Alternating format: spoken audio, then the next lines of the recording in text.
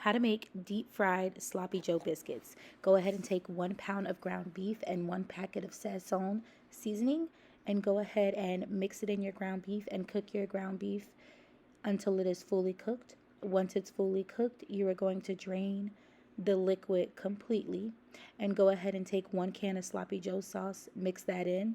1 can was not enough, so I added in one extra, half a can. Cook that on low for medium high heat for 5 minutes.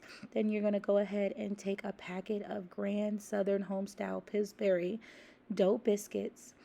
Go ahead and break the biscuit in half and pat it down with your hand. Try not to break it. And you're going to go ahead and take 1 to 2 spoons of the sloppy joe meat and put it in there. And then take 1 handful of cheese. It's your choice. I chose mild cheddar. Go ahead and place that on top. Take the other half of the biscuit and place it on top. And then you can either use a fork like an empanada and pinch it, or you can use your hands. You're then going to place it in some oil on medium high heat and cook it for 1.5 minutes on each side. After that 1.5 minutes on each side, you're completely done and your biscuits are done.